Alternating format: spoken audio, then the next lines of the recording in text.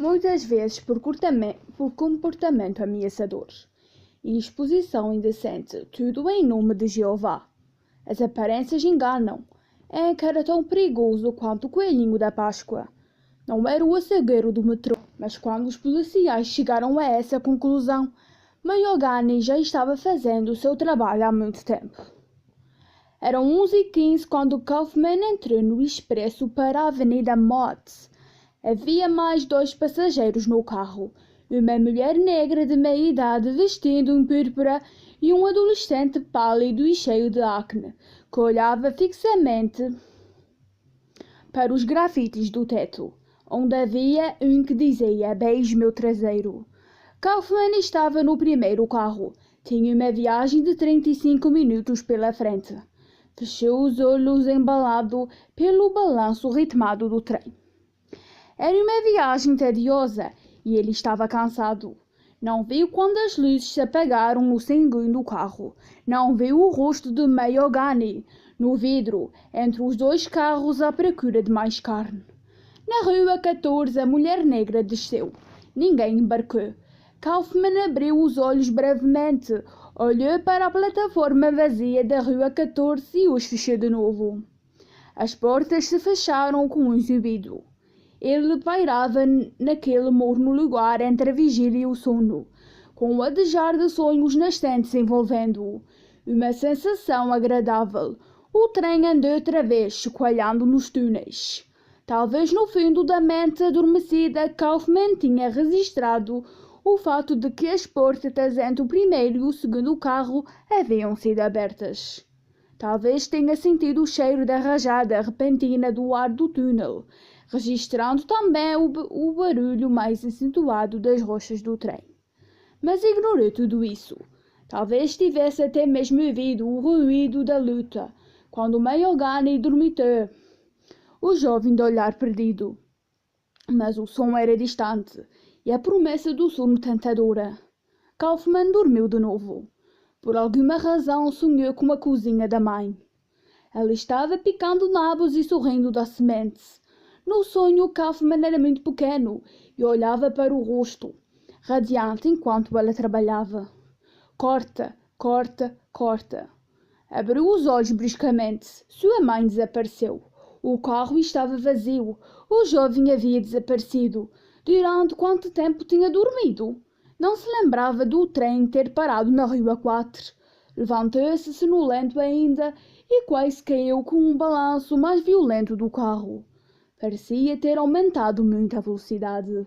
Talvez o maquinista tivesse pressa de chegar em casa, de ir para a cama abraçado à mulher. Estavam voando, na verdade, e era apavorante. Kaufman viu uma persiana baixada sobre o vidro entre os 2 carros, que não tinha notado antes. Ficou um pouco preocupado. Será que havia dormido demais? E o guarda não o vira no carro? Talvez tivesse passado por Park Rockaway e o trem corresse agora, para onde quer que fosse guardado à noite. Que se fodam! Disse em voz alta. Deveria ir até o maquinista para se informar? Que pergunta mais idiota! Onde estamos? Naquela hora da noite, certamente ia ouvir uma pressão de desaforos como resposta. Então o trem começou a diminuir a marcha. Uma estação, sim, uma estação. O trem saiu do túnel para a luz escardida, na estação da Rua 4 Oeste. Não tinha perdido parada alguma. Mas então, para onde tinha ido o garoto? Teria ignorado o aviso proibido passar de um carro para o outro, quando o trem estivesse em movimento. Ou estava na cabine do maquinista lá na frente. Provavelmente entre as pernas do maquinista ainda, pensou Kaufman, com um sorriso de desprezo. Não seria a primeira vez que ele era o Palácio das Delícias, afinal, e todos tinham direito a um pouco de amor no escuro. Kaufman deu de ombros. Por que se importar com o paradeiro do garoto? As portas se fecharam. Ninguém tinha embarcado. Saíram da estação as luzes diminuindo de intensidade com o aumento de energia usada pelo motor para recuperar a marcha. Kaufman sentiu outra vez vontade de dormir, mas o medo de se perder injetou-lhe adrenalina no organismo e seus braços e pernas formigaram com a energia nervosa. Seus sentidos estavam aguçados. Sobre o barulho metálico e surdo das rodas nos trilhos, ouviu o som da roupa sendo rasgada, que vinha do segundo carro. Alguém estaria tirando a camisa apressadamente? Levantou-se, segurando uma das alças do couro para se equilibrar. A janela entre os carros estava fechada pela persiana, mas Kaufmann olhou para ela, franzindo a testa, como se pudesse adquirir visão raio-x de um momento para o outro. O carro balançava e balançava a toda a velocidade outra vez. Outra vez o barulho de roupa rasgada. Seria algum estupro?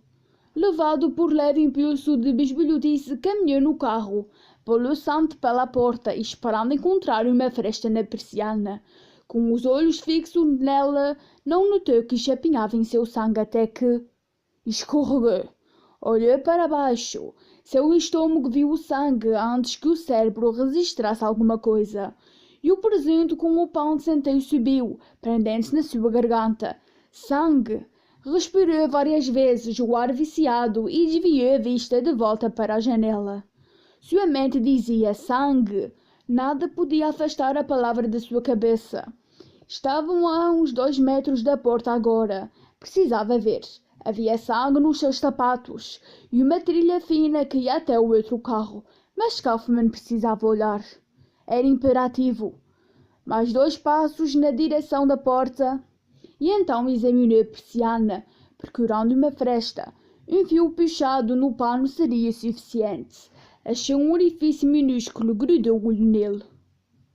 Seu cérebro recusou-se a aceitar o que os olhos viam do outro lado da porta. Rejeitou o espetáculo como absurdo, como um sonho. A razão dizia que não podia ser real, mas seus nervos sabiam que era. Ficou rígido de terror. Os olhos fixos não se podiam afastar da cena horrível no outro lado da cortina. Ficou ali, parado na porta, enquanto o trem continuava a viagem barulhenta, todo o seu sangue fugindo para as extremidades e o cérebro atordoado por falta de oxigênio. Pontos brilhantes picaram na frente dos seus olhos, obliterando a atrocidade. Então ele desmaiou. Estava inconsciente quando o trem chegou à rua J. Não ouviu o aviso do maquinista para que todos os passageiros que iam continuar viagem mudassem de trem. Se tivesse havido, sem dúvida, questionaria o motivo. Nenhum trem desembarcava todos os passageiros na rua J. A linha ia até a Avenida Mott. Via que tudo de hipódromo, passando pelo aeroporto John F. Kennedy. Teria perguntado que tipo de trem era aquele, excepto pelo facto de já saber. A verdade estava dependurada no outro carro. Sorria satisfeita para si própria, protegida por um avental ensanguentado de cota de malha. Aquele era o trem da carne da meia-noite. Não se pode calcular o tempo num desmaio total. Segundo a hora já ter passado antes de Kaufmann abrisse os olhos de novo e sua mente se concentrasse naquela terrível situação.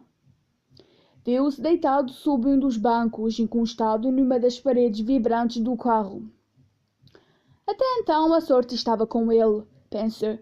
De algum modo o balanço do carro havia levado seu corpo inconsciente para o esconderijo. Pensou no horror no carro 2 e engoliu o vômito. Estava sozinho. Onde quer que estivesse o guarda, talvez assassinado. Não tinha como chamar por socorro. E o maquinista? Estaria morto também nos controles. Estaria o trem naquele momento lançando-se para dentro de um túnel desconhecido. Um túnel sem qualquer estação que o pudesse identificar o caminho da destruição. E se não houvesse alguma colisão para matá-lo, havia o açougueiro, ainda retalhado, separado de Kaufmann apenas por uma porta. Para qualquer lado que se voltasse, o nome na porta era morte. O barulho era ensurdecedor, especialmente ali, deitado no chão. Os dentes de Kaufmann batiam sem cessar, e seu rosto estava amordecido pela vibração. Até seu crânio doía.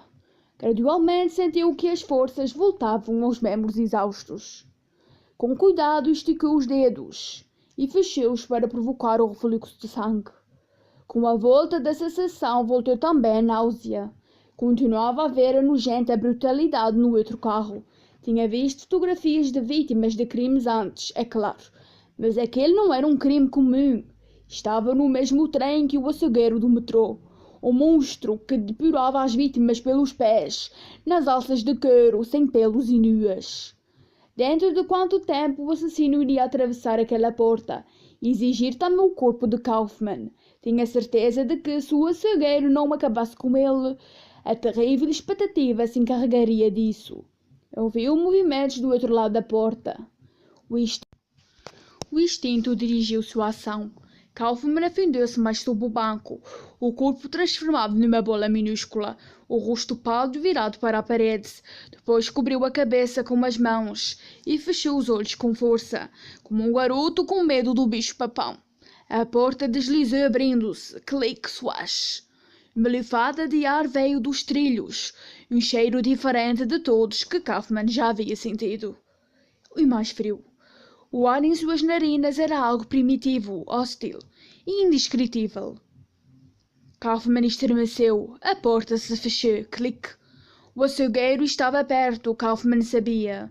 Devia estar em pé, a poucos centímetros dele. Estaria olhando para as costas de Kaufman, inclinando-se a faca na mão para tirar Kaufman do esconderijo, como um caramujo arrancado da concha. Nada aconteceu. Não sentiu qualquer bafo no pescoço. Sua espinha não foi aberta de alto a baixo. Apenas o som de passos perto da cabeça de Kaufman. Depois o mesmo som afastando-se. O ar preso nos seus pulmões, que estavam a ponto de estourar, foi expelido esperadamente entre os dentes. Mayogani ficou quase desapontado ao ver que o homem adormecido tinha desembarcado na Rua 4. Esperava ter mais uma tarefa a realizar naquela noite. Que o mantivesse ocupado até o fim da linha. Mas não, o homem se fora. A vítima potencial não aparecia muito mais saudável, pensou. Provavelmente um anémico contador judeu. A carne não devia ser de primeira qualidade. Mayogani atravessou o carro, na direção da cabine do maquinista. Passaria o resto da viagem ali. Cristo, pensou Kaufman, ele vai matar o maquinista. A porta da cabine se abriu. Então ouviu a voz do açougueiro baixa e rouca. Oi? Oi? Eles se conheciam. Tudo feito? Tudo feito. Kaufman ficou chocado com o que havia de rotineiro naquela troca de palavras. Tudo feito? O que queria dizer tudo feito? Não ouviu as palavras seguintes, porque o trem passou por uma parte muito barulhenta dos trilhos. Kaufman não resistiu mais. Cuidadosamente desviou o corpo e olhou sobre o ombro para a porta do carro. Só podia ver as pernas do açougueiro e a parte de baixo da porta da cabine aberta. Diabo! Queria ver outra vez o rosto do monstro. Havia risadas agora. Kaufman calculou os risos da sua situação. A matemática do pânico. Se ficasse onde estava, mais cedo ou mais tarde, o açougueiro o veria. E ele seria transformado em picadinho. Por outro lado, se saísse do esconderijo, arriscava-se a ser visto e perseguido. O que seria pior? A imobilidade e depois a morte. Encurralado num buraco ou tentar a fuga e enfrentar o juízo final no meio do carro. Kaufman surpreendeu-se com a própria coragem e escolheu sair dali. Com lentidão infinita arrastou-se de sob o banco, os olhos pregados nas costas do açougueiro. Uma vez fora, começou a se arrastar para a porta. Cada palmo era um tormento, mas o açougueiro parecia muito entretido com a conversa. Kaufman chegou à porta. Começou a se levantar, tentando se preparar para o que ia ver no carro 2. Segurou a maçaneta e a porta se abriu mansamente. O barulho das rodas aumentou e uma onda de ar viciado e úmido, um fedor, que não existia na terra, o envolveu. Será que o açougueiro iria ouvir algum ruído ou sentir o cheiro? Será que se voltaria? Mas não. Kaufman passou pela primeira abertura da porta, para a câmara ensanguentada. O alívio fez com que se descuidasse. Não fechou a porta ao passar e ela começou a se abrir com os movimentos do trem. Mayogani enfiou a cabeça para fora da cabine e olhou para a porta. Que diabo é isso? disse o maquinista. Não fechei bem a porta, nada mais. Kaufmann viu os passos do açougueiro na direção da porta. Agachou-se uma bola de pânico contra a parede entre os dois carros, percebendo de repente que seus intestinos estavam cheios. A porta foi puxada do outro lado e os passos se afastaram. Salvo pelo menos por mais alguns minutos, Kaufmann abriu os olhos, preparando-se para a carnificina que ia ver. Não podia evitá-lo. Apossou-se de todos os seus sentidos, o cheiro das entranhas abertas, a visão dos corpos, a sensação do líquido no chão, sob seus dedos, o som das alças de couro estalando ao peso dos corpos, até o ar com o gosto, salgado de sangue. Estava naquele cubículo diante da morte absoluta, correndo velozmente, cortando as trevas. Mas não sentiu náusea agora. Nenhuma sensação sobre, a não ser uma leve repugnância. Chegou a examinar os corpos com curiosidade. A carcaça mais próxima era o que restava do jovem espinhento do carro 1. O corpo estava de cabeça para baixo, balançando para a frente e para trás ao ritmo do trem, em uníssono com os três companheiros. Uma obscena dança macabra. Os braços pendiam molamente dos ombros. Um de 2 cortes com 2 centímetros mais ou menos na profundidade tinham sido feitos, para que os corpos ficassem mais em ordem assim dependurados. Cada parte da anatomia do garoto ondulava, acompanhando o ritmo do trem. A língua pendia da boca aberta, a cabeça balançava no pescoço cortado, até o pênis sacudia de um lado para o outro na virilha pelada. Do ferimento na cabeça e do corte da jugular o sangue pingava ainda no balde preto. Havia uma certa elegância em tudo aquilo, a marca de um trabalho bem feito. Ao lado do primeiro estavam os corpos de 2 mulheres brancas e outro de um rapaz de pele morena. Kaufmann inclinou a cabeça para olhar os rostos deles. Não tinham qualquer expressão. Uma das jovens era muito bonita. Achou que o homem devia ser porto-riquenho. Todos sem cabelo e sem pelos. Na verdade, o ar está repleto de cheiro pungente de tosa. Kaufmann ergueu-se encostado na parede do carro e o corpo de uma das mulheres girou, mostrando as costas para ele. Não estava preparado para aquele horror final. A carne das costas estava aberta do pescoço até às nádegas e o músculo fora retirado para expor as vértebras brilhantes. O triunfo final da arte do açougueiro. Ali estavam dependurados aqueles pedaços retalhados, tosados, sangrados de humanidade, abertos como peixes, prontos para serem devorados. Kaufmann quase sorriu ante a perfeição daquele horror. Sentiu a sugestão da insanidade, fazendo cócegas na base de seu crânio, tentando para o vazio, prometendo uma diferença total para com o mundo. Começou a tremer incontrolavelmente, suas cordas vocais tentando formar com um grito. Era intolerável. Porém, gritar seria ver-se transformado numa das criaturas ali dependuradas. Foda-se, ele disse, em voz mais alta do que pretendia. Depois, desacostando-se da parede, começou a andar pelo carro entre os corpos balançantes, observando as pilhas de roupa cuidadosamente dobradas ao lado dos outros objetos nos bancos, ao lado dos donos. Sob seus pés o chão estava pegajoso, coberto de bile quase seca. Mesmo com os olhos quase fechados, viu o sangue nos baldes com extrema clareza. Era grosso e embriagador, com pontos de poeira, girando dentro dele. Passou pelo jovem e viu a porta do carro 3. Tudo o que tinha a fazer era percorrer a aterrorizante fileira de atrocidades.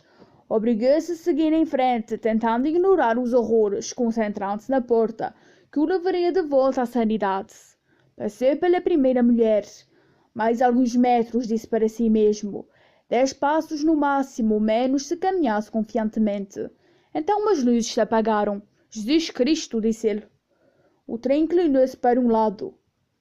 E Kaufmann perdeu o equilíbrio.